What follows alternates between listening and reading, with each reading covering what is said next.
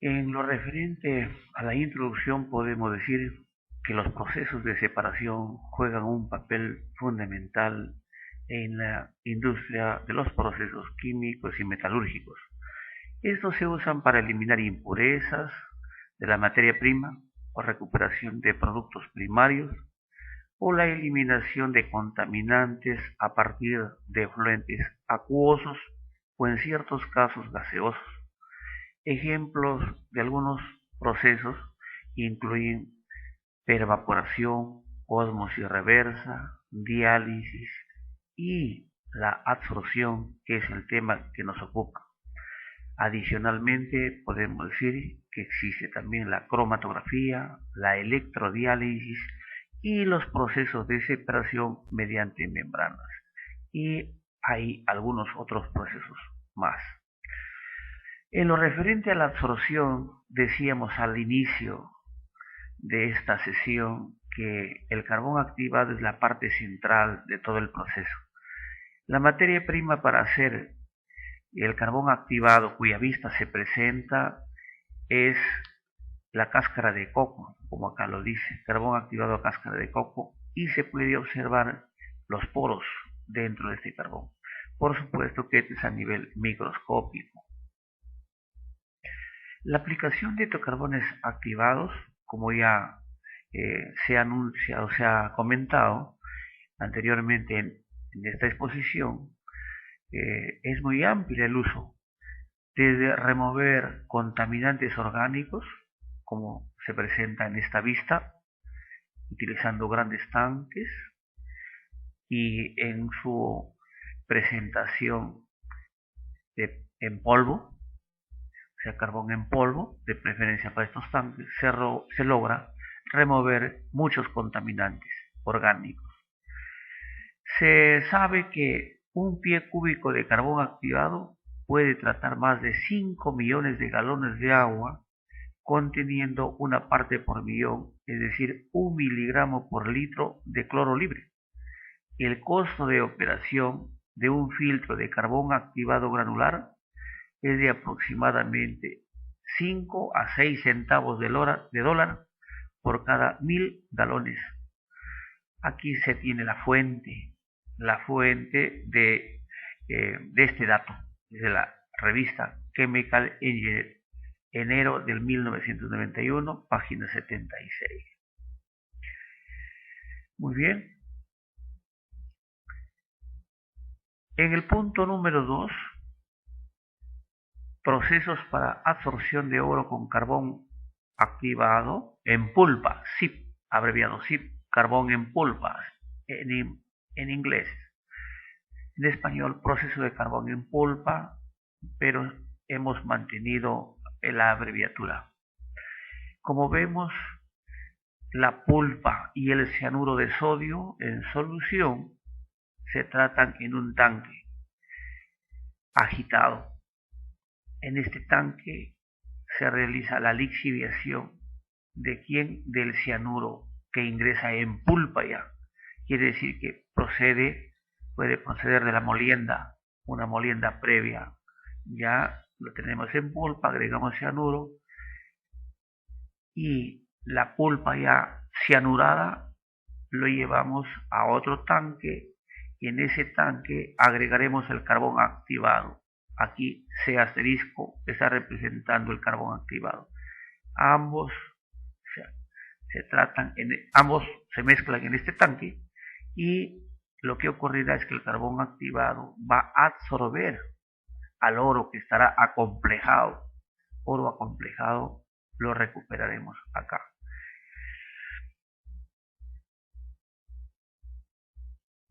Si queremos ver un poco más completa la operación, podríamos decir que si tenemos un mineral fresco que contiene oro, por supuesto que es oro con alta ley, procedemos a una molienda. En esa molienda, de esta molienda, eh, proviene una pulpa. De la molienda obtenemos la pulpa. Esa pulpa es la que debe ingresar a un tanque y en ese tanque se cargará el carbón o contiene ya el carbón activado y el carbón va a retener el oro y tendremos una solución muy pobre que probablemente tenga que reciclarse acá, aunque no lo dice en este esquema, pero debe reciclarse la solución. Y cuando ya se estime que el carbón ya ha llegado a su máxima capacidad de absorción, seguramente tendrá que ser descargado, ¿no? Pero eh, por el otro lado tenemos también que una parte o la parte que rebosa en la parte superior de este tanque tenemos una solución rica. Esta solución rica aproximadamente de 5 ppm debe pasar por unas columnas de carbón. Aquí operaríamos con carbón en un tanque a partir de la pulpa que proviene, y aquí no utilizamos tanques, sino utilizamos dos columnas que operan en serie, logrando disminuir la ley de oro o la concentración, si se quiere, de oro en esta pulpa desde 5 partes por millón a 0,1 parte por millón. Solución Barrel o solución pobre. Solución rica en oro y se iría agotada. Por supuesto que estas columnas se diseñan de tal forma que me permita agotar en todo lo que fuere posible el oro que se encuentra en la solución. Como veremos más adelante, hay una serie de consideraciones que tiene que reunir tanto el absorbente, que es el carbón activado, como asimismo el dimensionamiento de estas columnas. En lo referente al proceso de absorción con carbón en lixiviación, vemos acá en el tanque que el cianuro de sodio y la pulpa y asimismo el carbón ingresan al tanque. Entonces los tres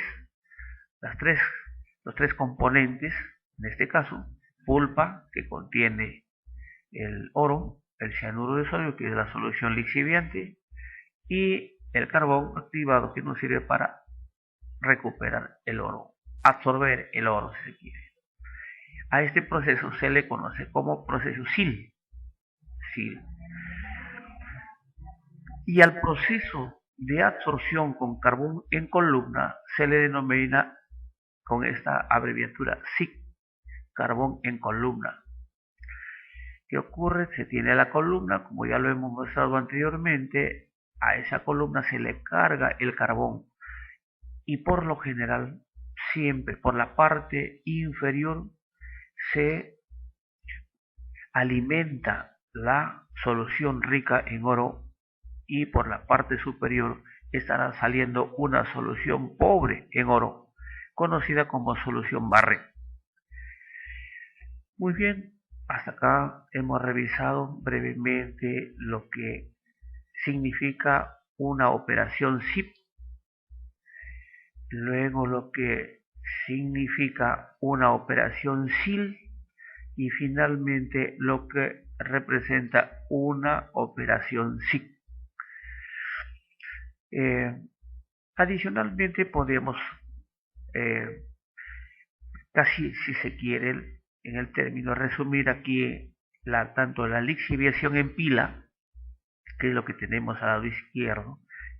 Sabemos que estas pilas se construyen en el mismo lugar donde se extrae el mineral, de donde se construye, ¿no? Es toda una ingeniería de construcción de pilas. Muy bien, como podemos ver, a esta pila se le está regando con cianuro de 0,1 ppm, partes por millón. ¿Cierto?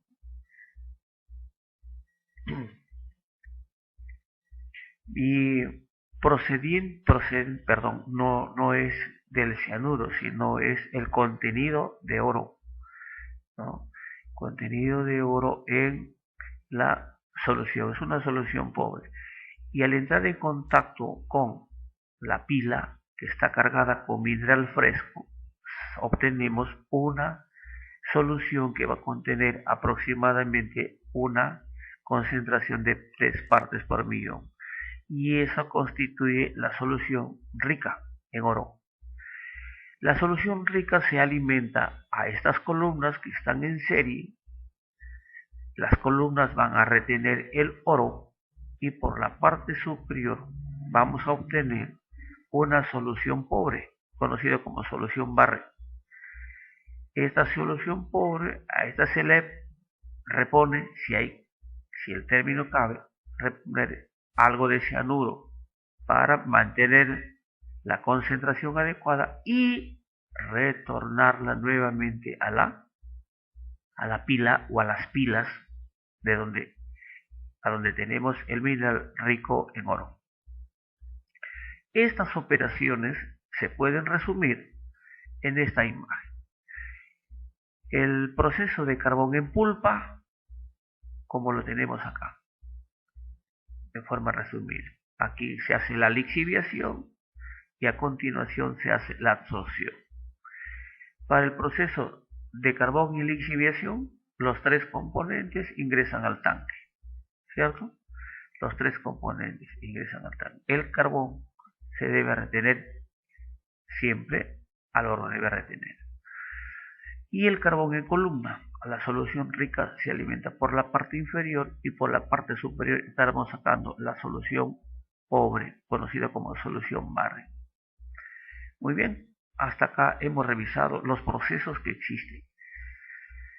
Pero para el dimensionamiento de la columna se tienen que tener en cuenta 2 aspectos. En primer lugar, los parámetros de diseño y en segundo lugar, algunos requerimientos.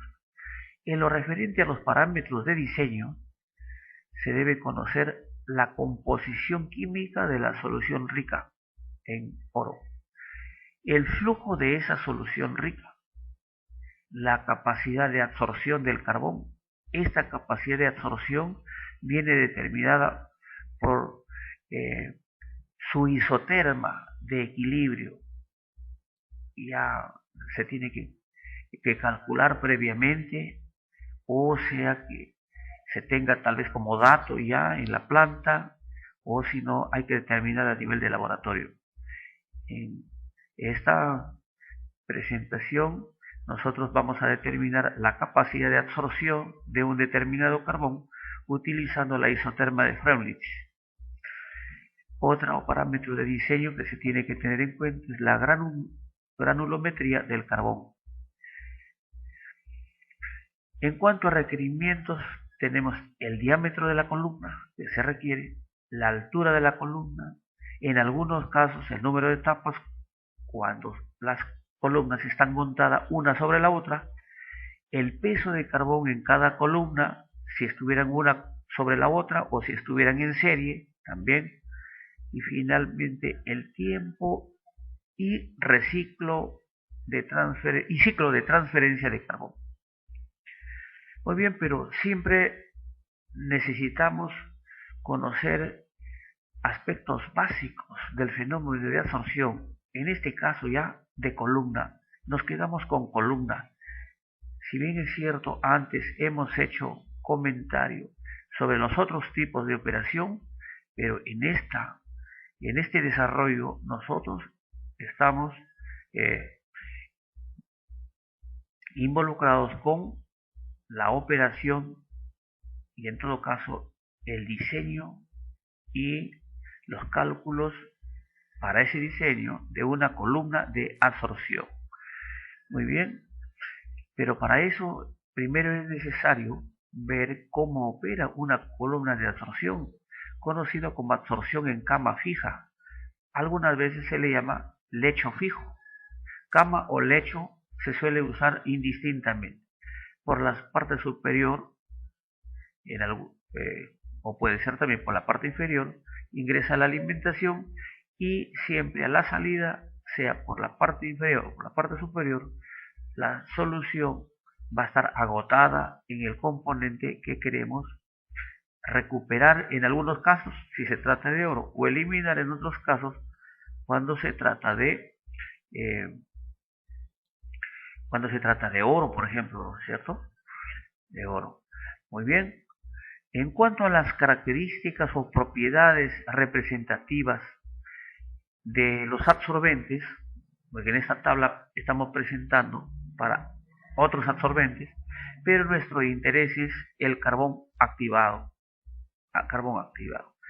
Su tamaño de poro, que viene expresado por el diámetro de poro y en angstrom. Para poro pequeño, entre 10 a 25 angstrom. Para poro grande, mayor de 30 angstrom. Y hay carbón de malla molecular, se encuentra entre 2 a 10 angstrom. ¿Sí? Entre 2 a 10 angstrom. Toda esta columna corresponde a diámetro de poro. Si bien es cierto aquí existen otros absorbentes, a nosotros nos interesa en esta oportunidad solamente el carbón activado, las propiedades. Y si observamos al frente, por ejemplo, del carbón activado de poro pequeño, tenemos su porosidad de esa partícula, que se encuentra, expresándolo en porcentaje, entre 40 a 60%. Y asimismo su densidad de esas partículas expresada en gramos por centímetro cúbico. Para el poro pequeño, entre 0,5 a 0,9 gramos por centímetro cúbico. Y asimismo su área superficial por gramo. Notaremos que para poro pequeño esa área se encuentra entre 400 a 1200 metros cuadrados por cada gramo de ese carbón. Imaginarse, es un área muy grande. Eso es su potencialidad del carbón y por eso es que permite absorber, ya sea en algunos casos contaminantes y en otro caso metales valiosos como lo es el oro. Muy bien, ligero bosquejo sobre cómo está constituido un gránulo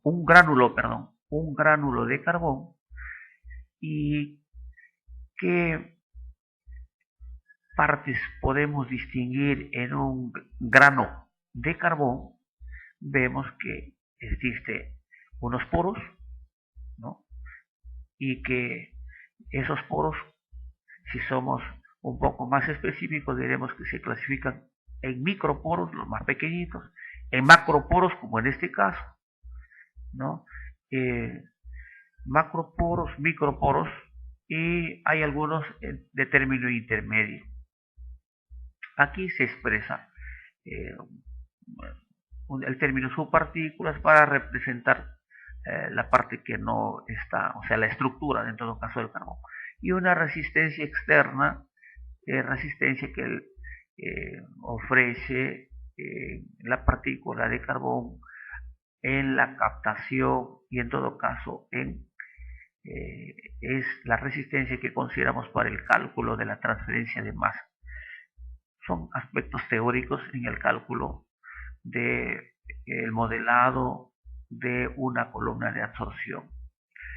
Muy bien, pero si ya presentamos una columna de absorción equipado con su carbón, en este caso la altura total de la columna lo estamos representando por L, pero Z está representando el relleno del carbón, ¿no? O sea, la parte que está rellena de toda la columna.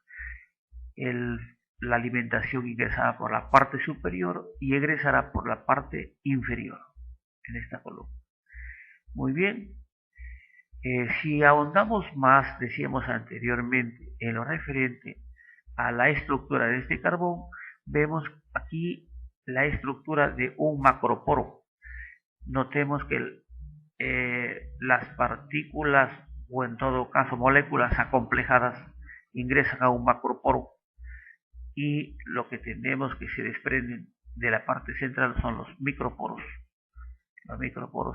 Y como vemos, el macroporo está constituyendo casi el canal central de circulación de la solución y las cavidades interiores que están conectadas al macroporo reciben el nombre de microporos. Anteriormente dábamos algunas características, es decir, los tamaños de estos microporos. Muy bien, eso es para entender más o menos cómo está constituido, cuál es la estructura de un carbón granular. Ahora, si estos carbones han sido o están equipando están rellenos en todo caso en una columna de absorción, veremos cómo funciona la columna de absorción. Para ello, presentamos acá la curva de ruptura, o también conocida como onda de absorción, que no viene a ser más que esta curva. Observen esta curva. Pero, ¿cómo es que se forma esta curva? ¿Cómo es que ha sido construida? Ha sido construida de la siguiente forma. En primer lugar, en las abscisas tenemos la concentración, tenemos el volumen de efluente. En las abscisas tenemos el volumen de efluente, o sea, lo que sale por la parte inferior, efluente. Y en las ordenadas tenemos la relación de concentraciones, o en algunos casos relación de concentraciones, o en otro caso concentración de soluto en el efluente, como en este caso. Miren, cuando recién empieza a trabajar una columna, si analizamos la concentración del efluente, vemos que no tenemos elemento valioso, está casi cero. Después de determinado tiempo, analizamos la salida, es decir, en este punto, aquí estamos representando por CB, y entonces encontramos algo de presencia de esa sustancia que estamos absorbiendo. Sigue transcurriendo el tiempo, hacemos otro análisis y vemos que ha subido un poco más. Y noten que esta capa que inicialmente no se distinguía, ahora ya está más pronunciadita, quiere decir que está más saturada. Tal es así que a partir de este punto, conocido como punto de quiebre o también como punto de ruptura, de ahí en periodos de tiempo muy cortos, esta curva aumenta abruptamente, ¿sí? Y decimos que ya la columna se ha saturado. Sobre todo cuando nos encontramos aquí, ya en este punto, la columna está totalmente saturada y no absorbe más. En todo caso, el punto de quiebre consiste en el punto clave para hacer cambio de columna. Es decir, si tengo columnas que están operando en serie, debo cambiar la columna que ya está saturada. Bueno, pero eso es operación. Es así entonces como entendemos de que operan las columnas de absorción. Aquí a continuación presentamos un resumen de lo que significa la absorción. En la parte superior vemos que la solución pregnant, voy a dar lectura a lo que representa esto, que la solución pregnant es resultante o proveniente de la pila de lixiviación. Esta es bombeada a una serie de columnas conteniendo carbón activado. En este caso estamos considerando que se trata de esta marca de carbón, ¿no? De esta firma que fabrica carbón activado, cuyo logo se encuentra aquí a la izquierda. Las columnas de absorción deben estar correctamente diseñadas para asegurar un contacto eficiente del carbón activado con la solución para obtener una eficiencia de absorción óptima. Si el diseño es correcto, las pérdidas de carbón activado debido a la atracción son generalmente bajas en circuitos de carbón en columna. Son más pequeños respecto a la operación en circuito SIP y SIL. La mayoría de soluciones resultantes de operaciones de lixiviación no están clarificadas y consecuentemente absorben los absorbedores, ¿no? Consecuentemente, los absorbedores de carbón en columna son operados en modo de flujo ascendente, quiere decir por la parte inferior de la columna. El carbón en columna puede también ser usado para recuperar oro a partir de soluciones de retorno. En este caso, estamos nosotros refiriendo solo a la recuperación de oro. Adicionalmente nos dice, este fabricante nos dice que el carbón activado cargado en absorbedores en columna o el carbón activado cargado en absorbedores en columna es generalmente lavado con ácido. Luego se hace la desorción y posteriormente se hace el regenerado térmico. ¿Cómo se hace el regenerado térmico? De la siguiente forma. Sabe que durante el proceso de absorción, el carbón activado está contaminado con sustancias orgánicas que están presentes en el circuito.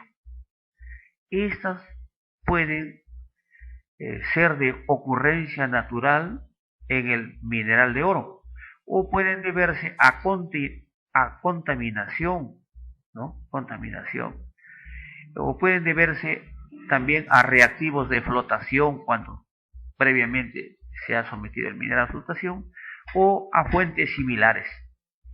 El efecto de estas sustancias orgánicas desactiva el carbón activado y por lo tanto tienen que ser removidas antes de retornar el carbón activado al circuito de absorción. La regeneración térmica es usada en operaciones SIL, SIP y SIC para remover la contaminación orgánica, usando hornos que operan entre 600 a 700 grados centígrados. Después de la regeneración, el carbón activado es enfriado en agua en un tanque seleccionado para remover el material, ¿no? Selecciona para remover el material y retornado al circuito. Bien. Ahora, en lo referente a los parámetros típicos de diseño para este fabricante, tenemos lo siguiente.